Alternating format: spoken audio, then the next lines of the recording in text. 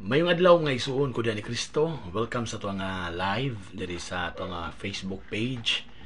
Nya karon ato nga pagahisgutan ang ato ang santos nga ebanghelyo karon di nato na pod kini nga na post kaganihang alauna aron nga updated na kanunay sa mga daily reading and reflections. So isuon again, ayaw kalimot sa pag-follow, sa pag-share sa to ang mga gospel kada adlaw aron ang inyong mga igsuon, inyong mga paryente, inyong mga kaliwat nga dili kayo makabasa sa ebanghelyo gumikan kay dili available ang Biblia niya kanunay nagkunit og cellphone, makabasa na sila niini.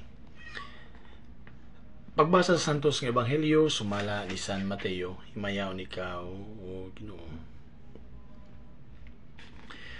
Unya misugilon si Jesus kanila laing sambingay.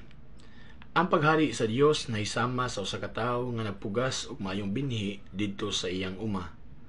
Usa ni ana kagabi samtang nangatulog ang tanan, usa ka kaaway ang miadto ug misabod og liso sa mga sagol sa trigo unya mibiya. Sa nakatubo na ang mga tanom ug misugod na pagbuswak ang mga uhay, diha pa mailhi ang mga sagbot. Ang mga sulugoon sa tag-iya miduol kaniya ug mingon, "Sir, maayo man unta ang binhi nga imong gipugas apan diin man gikan ang mga sagbot." Siya mitubag, "Usa ka kaaway ang naghimo niini." Sila nangutana kaniya, "Gusto ka bang mangadto kami ug pangibto namo ang mga sagbot?" Siya mitubag, "Ayaw, kaysa inyo unyang pag-ibot sa mga sagbot, basig maapil o kaibot ang trigo. Pasagdi ninyo ang mga trigo o ang mga sagbot magdungag tubo hangtod sa ting-ani, kay ingnon ko raon niya ang mga ting-ani, ibta ninyo paguna ang mga sagbot, buko sa kini og ilabay ngadto sa kalayo, apan tiguma ang trigo o gipusa didto sa akong kamalig." Ang ebanghelyo sa Ginoo. Daygon ikaw o Kristo. Mga isuon sa makadaghang higayon diha sa ato nga ebanghelyo, diha sa mga sambingay nga gigamit sa atong Ginoo, gamiton gayud niya ang usa ka parasan. Kining maong parasan mga isuon, iyang gigamit nga anuluhiya sa paghulagway sa gingharian sa Dios. Unya, kining maong gingharian sa Dios mga igsuon, diya sa Daniel 2:44, naghulagway kini sa simbahan nga pagatukuron sa Ginoo. Manayon si Propeta Daniel, ang Ginoo mao gayud ang magatukod og usa ka gingharian nga dili gayud malumpag. Ang mga kingdoms kaniadto mga igsuon, ang mga imperyo, kung mga gitawag na to og gipanguluhan sa mga emperador, gipanguluhan sa mga hari, nalumpag. Gani ang Roman Empire nga mao ang kinalasan nga imperyo, nalumpag pod. Yadto nga unya diha nga time diha pod nagsugod na pod og kining around 33 AD, no? Natukod pod ang simbahan nga gitukod ni Kristo. Mga igsuon, katumanan sa Daniel 2:4, dias Mateo 16:18 nga si Kristo nagtukod. Karon mga igsuon, anita sa pamalandong kon reflection, no? Ang trigo o ang kining umahan nga gihulagway ni Kristo diya sa santos nga ebanghelyo, naibulong ang iyang mga sakop, no? Matud pa, anong naamay mga sagbot? Mga igsuon, dili ato makita nga realidad sa simbahan nga gipanagiya sa Ginoo, dili gayud puros trigo. Naay mga sagbot nga nasagol.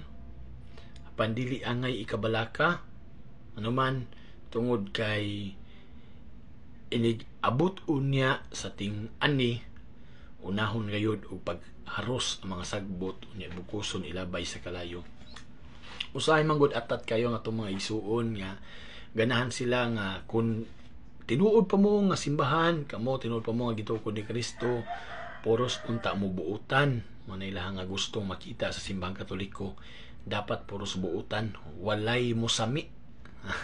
Mo nilang punto ng isuon, gusto sila puro subuutan, walay mosami.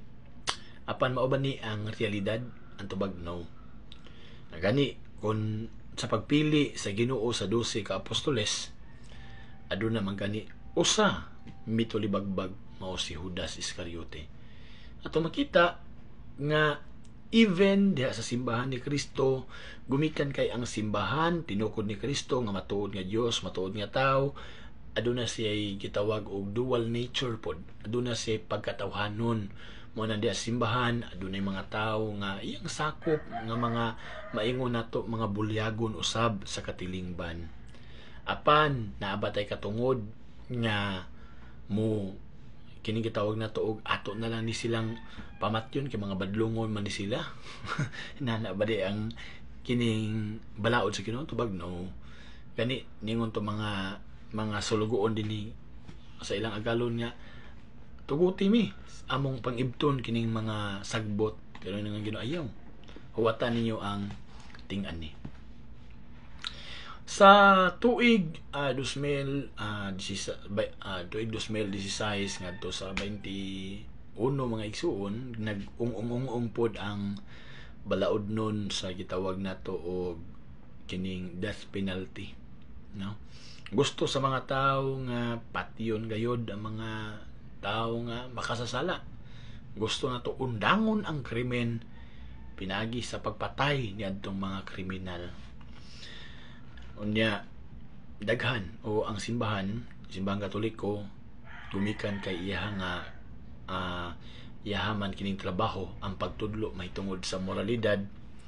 Ang simbahan hugot nga midili, hugot nga misupak sa maong gipasaka nga balaod nun. Nganuman gitan-aw sa simbahan ang kasagrado sa kinabuhi. Gitan-aw sa simbahan nga dili ang paghimo og krimen mao'y makasulbad sa krimen. Yan man tungod kay ang pagpatay sa kriminal o sa man ka krimen, no. Muna nga it is not true killing, no. Mao'y makapahunong sa pagpatay, no. Patyon ang nagpatay aron sa man maundang ba ang pagkamatay? The answer is no. Mana nga sa Roma 12:21 ningon si San Pablo, dag-an ninyo ang daotan pinaagi sa pagbuhat og maayo. Muna nga ang simbahan hugot nga nagatuo tungod kay naman gitawag og 3 theological virtues. Nituotan ining the virtue of faith, hope, and love. Kining paglao mga isuon, naglantaw ang simbahan nga walay tao nga makasasala nga walay kaugmaon, no. Manay gyud simbahan ba, walay santos nga walay kagahapon ug walay makasasala nga walay kaugmaon. Everyone deserve second chance. Kung dili man gani second chance, third chance, and so on. Meaning ang matag usa bisan unsa pagkakabadlungon, deserve nimo ang hatagan og laing kahigayunan aron ka magbag-o. Mamagani si San Pedro sa nanangutana siya sa Ginoo, Ginoo, kapila ko man pasayloon ang mga tawo nga nakasala kanamo? Kapituan ba? Ang tubag sa Ginoo, dili lang kay kapituan, kundi kapito ag pito. Ang punto mga igsuon, ang usa ka tawo nga nahimong dautan ang iyang kinabuhi sa pagkakaron, dili na to pwedeng i-judge nga kanatawana na sagbot ra gyud sa katilingban, wa na gyud ay mahimo nga maayos katilingban, angay na lang gyud ang puungon. No. Gani adunay usa ka ebanghelyo ni Kristo nga adunay usa ka tanom nga wa gyud mamunga. Yan ang utana ang mga iyang mga sulugoon nga ato na lang ni putlon kay wa man mamunga. Ning Ginoo ayaw. Hatagi og laing lugway nga tuig. Ug di na mamunga, putlon. So, may adunay paghatag kanunay og kahigayunan. Adunay paghatag kanunay og kahigayunan. Usa kini ka pagpahinumdom usab sa mga ginikanan nga ang ilang mga anak nahimong masupilon, ang ilang mga anak nahimong barumbado. Ya usahay ang usa ka inahan o amahan masurinder na. Wa na gyud tay mahimo aning bata kay grabe ha jud ni ka badlungon, no? Badlungon jud ni kayos katilingban ning bata. Puros na gyud ni dautan ang iyang nahimo. Wa na gyud ni chance nga magbago. Manay kasagaran no mohunong day nang usa ka man ba nya ato dayong butangan og ato ang judgment, wa ni kaugmaong bata. Mga isuon, timanan nato nga diha sa kasaysayan sa simbahan daghan kaayong mga banggiitan nga santos nga kaniadto dili pod inana kabalaan ang ilang kinabuhi. For example ni San Agustin, no? Example ni San Mateo nga usa ka inila nga makasasala publicly tungod kay usa man siya ka kobrador sa buwis. Si Magdalena nga naila nga usa ka babae nga prostitute. Si San Pablo nga usa ka manlulutos sa mga Kristiyano. Nahimo silang mga banggiitan nga mga santos. Gumikan kini sa grasya sa Ginoo. Kung kanang inyong anak, inyong mga igsuon badlungon kayo, iyang po na. Kay pinaagi sa grasya sa Ginoo, mausab sila og magbag-o. Naiuban mingon didto mi sa hinlayagan, usa ka amahan nangutanas during our nami seminar. Nangutana, Brad, mura man og pila na ko katuig gaampo sa ako ang anak, wa man gyud mausa, Brad. Ano yang istorya, no? Murag na discourage mato pa niya. Murag di naman gyud mausab, Brad. Wa naman gyud chance nga mausab. Ano yang istorya. Nya ako sa ipungutan na pila naman di kakatuig nagampo sa imong anak, Brad. Tinuktok siya, niya yang giiyap-iyap. Ningon siya mga more than 10 years. Ningon ko, wala pa kabot og 20 years, Brad. Ningon siya, wala pa pod.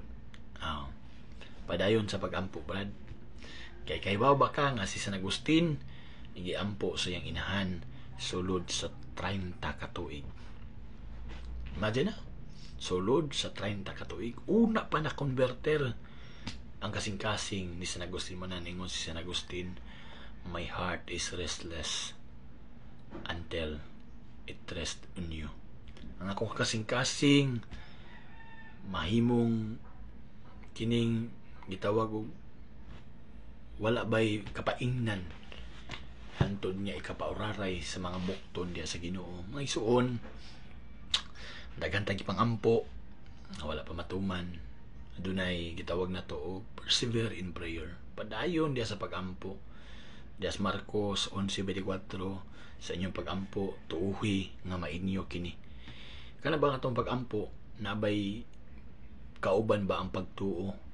Kay basin unya og ang atong mga prayers kay tama na lang sa apan wala na nagtaban sa pagtuo.